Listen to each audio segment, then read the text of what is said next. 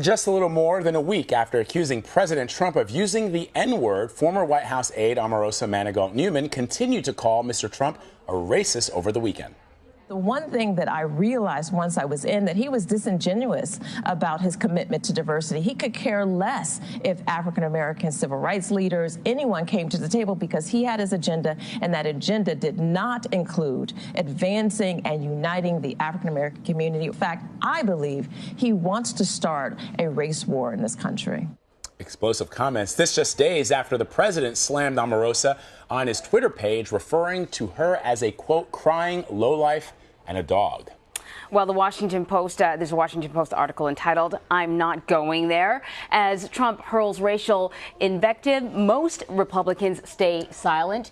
It examines how the president's rhetoric is putting members of his own party in hot water, but also how they're shying away from even commenting on it or certainly not admonishing him. Seung Kim was one of the writers of that article, and she is a White House reporter for the Washington Post and joins us now from Washington. I thought it was very, very interesting, the valiant attempts to get Republicans just to comment, not even to sort of say something bad about some of the dog whistles that we're hearing, but they wouldn't even go there at all. So I'm not going there. No, I'm not going there. That was the piece that Seung wrote, and that's what they said. And also sort of the idea of sort of belittling it, like that's sort of too low for me to discuss. But anyways, so Tim Scott of South Carolina, the only black Republican serving in the Senate, he was one of the few senators to actually reply to your interview request. You asked a bunch of senators and some members of the House, can we talk about this?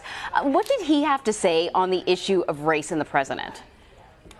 So he was very careful during my interview with him to not tie it too much to the president. I think some of the, we didn't use this particular quote in the story, but what he told me was that the state of race relations in this country it seems to be at a lower point right now than in recent memory. But I think what some of the, and he did rebuke the president on his behavior after the incident in Charlottesville last year. But what Senator Scott pointed out to me is that, in a subtle way, is that for a lot of these Republican lawmakers who do disagree on how the president has approached this issue of race, basically the only thing they can do is speak up on their own. And that's what Tim Scott has tried to do repeatedly. He had a private meeting with the president after the Charlottesville incident last year. He had, and that's kind of what he emphasized to me, that if he looks back in this history, looks back at this point in the history of the Republican Party 10 to 15 years from now, when it comes to the GOP and race, he's going to remember it. He's like, I'm glad that, you know, I had integrity, that I spoke out when I felt that was wrong, and I did it in my own way. You know, it's interesting. In the piece, you quote Senator John Cornyn of Texas, asking him about this, and he says, I've got more important things on my mind. I think the important thing is to pay attention, I'm quoting him here, to what the president does, which I think has been good for the country. I'm old enough to remember when the entire world got very aggressive with former President Obama for just simply saying, you didn't build that. In fact, people still remind me of the president saying those words when he was delivering a speech. Other than Senator Bob Corker of Tennessee, Senator Jeff Flake of Arizona, who are both leaving the Congress, they've been vocal opponents. But even that opposition or the comments that they've made has sort of been lukewarm.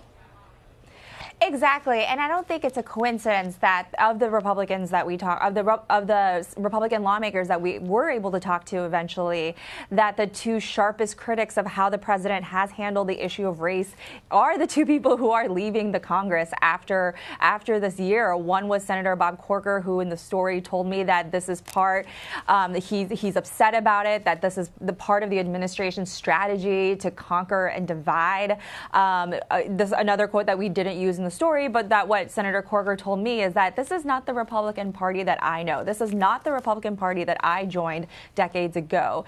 Senator Flake was also very not shy in listing off specifically at what points during the presidency of Donald Trump or even the campaign of Donald Trump did he feel that Trump said something that was racially insensitive or offensive or made him uncomfortable. You know, he cited the first day of his campaign when he made those comments comments about immigrants from Mexico. He went actually all the way back to the presidency of Barack Obama when the president spread the myth that the Barack Obama was not born in the United States.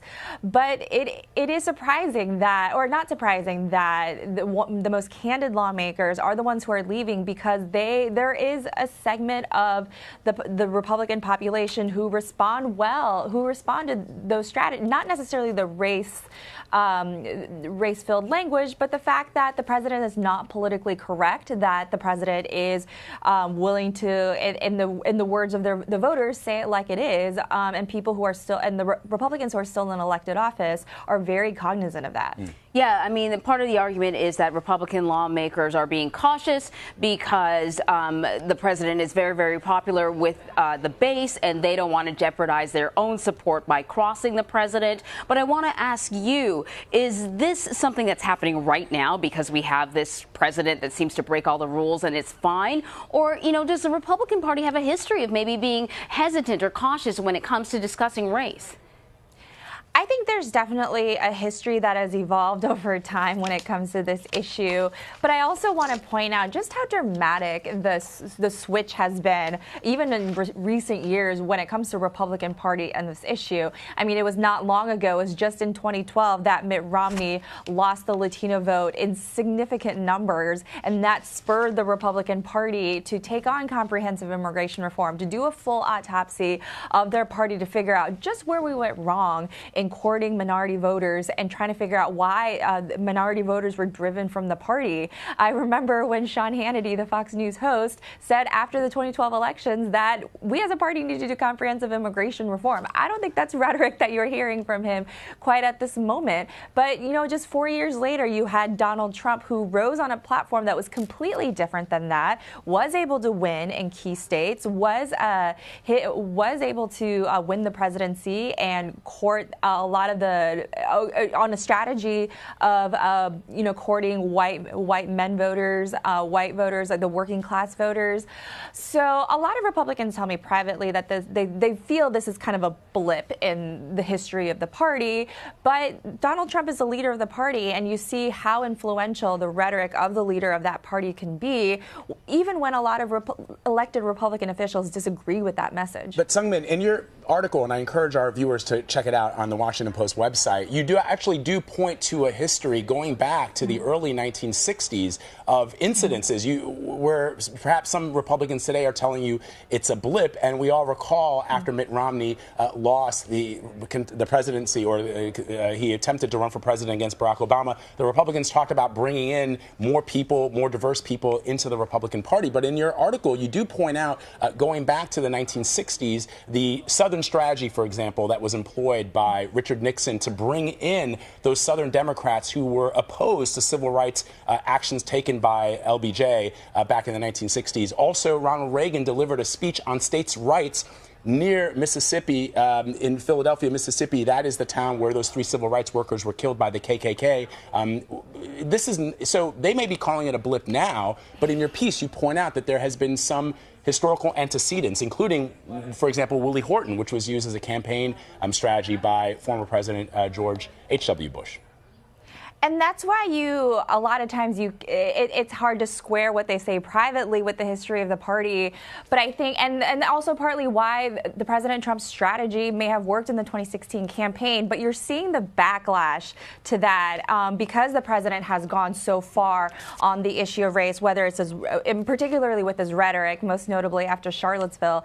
But I think in looking forward, how does that, is that a strategy that Republicans keep using in 2020, 2024 and beyond? I know a lot of people in the party, Senator Corker, Senator Flake included, would not want the Republican Party to be like that. Remember, especially Senator Flake, when I was talking with him, he was talking about in the context of his own changing state, the demographics of Arizona, where Democrats, while that still remains a primarily Republican state, Democrats do have a great shot of seizing that state in the coming election cycles, particularly of the changing demographics and the fact that the Republican Party has shunned those demographics. It's a really fascinating article. Seung Kim, you reported, of course, with your colleagues there at the Washington Post, including Ashley Parker and Robert Costa. So we want to give them a shout out. But it's really, really great reporting and some valuable insight for our viewers. Thank you. Thanks for having me.